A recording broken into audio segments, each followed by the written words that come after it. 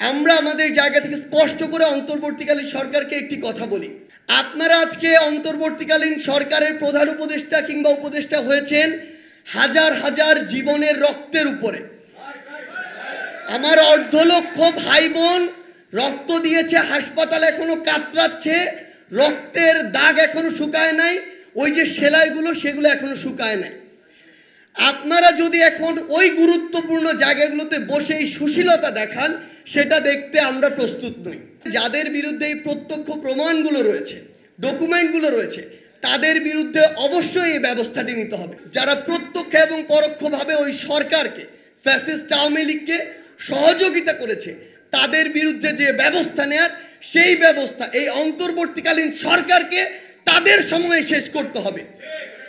যদি তারা এটি না করতে পারে, যেই রক্তের উপরে দাঁড়িয়ে তারা ওই আসনগুলোতে বসেছে, সেই রক্তের মর্যাদা তারা নিজেরা নষ্ট করছে।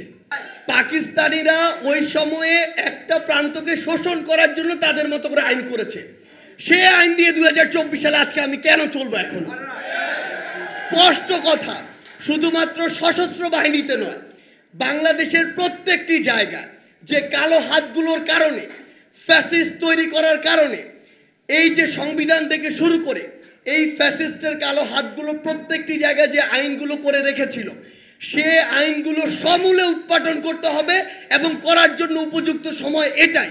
ঠিক 5 আগস্টের পরে এই সরকারের উচিত ছিল কিছু স্টেপ নেওয়া যেগুলো আমাদের কনফিডেন্স বুস্ট করবে।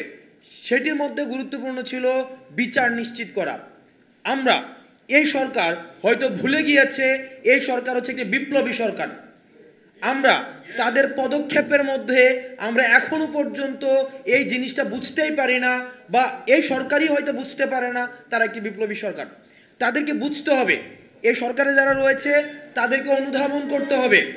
এই সরকার কোনো সংবিধান মেনে আসেনি, এই সরকার কোনো নিয়ম মেনে আসেনি।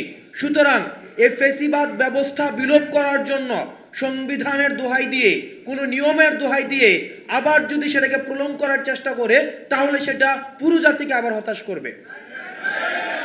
এই সরকার প্রতি স্টেপের মধ্যে আমরা প্রত্যাশা করেছিলাম ফিল করবে এই সরকার হচ্ছে একটি বিপ্লবী সরকার, কিন্তু এতদিন পর্যন্ত আমরা প্রত্যাশিত কোনো ধরনের, আজকে হচ্ছে 5 সেপ্টেম্বর, আজকে কিন্তু এই সরকারের 2 মাস হয়েছে, আমরা এখনো পর্যন্ত ওই ধরনের প্রত্যাশিত কোনো ধরনের স্টেপ দেখিনি যেটির মধ্য দিয়ে প্রমাণ হয় যে এই সরকার একটি বিপ্লবী সরকার।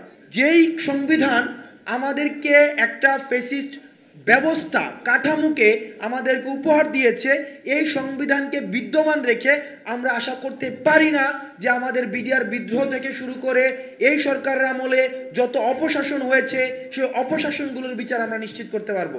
সুতরাং দ্রুততম সময়ের মধ্যে আমাদের যে বিদ্যমান যে সংবিধানটি রয়েছে, এই বিদ্যমান সংবিধানটিকে বাতিল করে দিয়ে সংবিধান অবশ্যই আবার পুনর্গঠন করতে হবে।